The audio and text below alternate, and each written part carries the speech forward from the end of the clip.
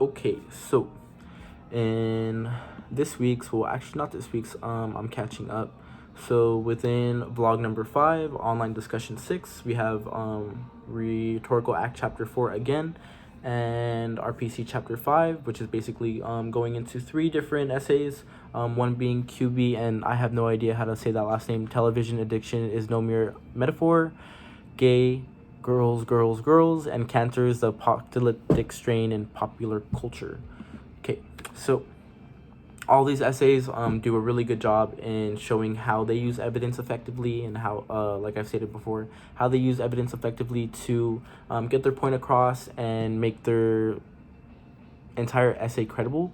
So within, I think which I think Robert Cui and Mahali, again, I don't know how to say that last name, do the best job in making their evidence pliable with their essay, and they do like a really good job. And like I'm definitely taking notes from this essay, because they use a lot of like psychological and scientific studies to add credibility to their essay, and to add again, resources of evidence to kind of solidify their main argument in explaining how television is becoming like, or television is addicting.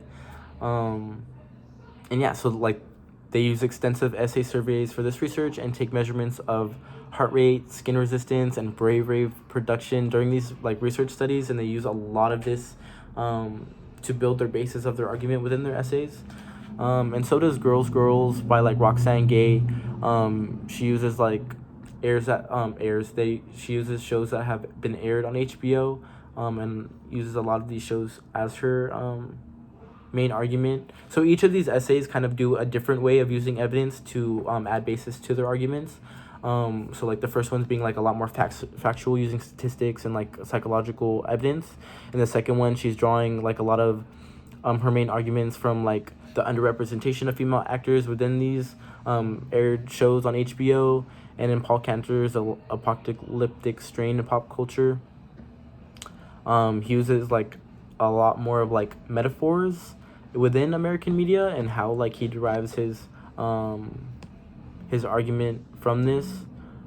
He uses like different sources of media to like illustrate how American society has shifted, and yeah.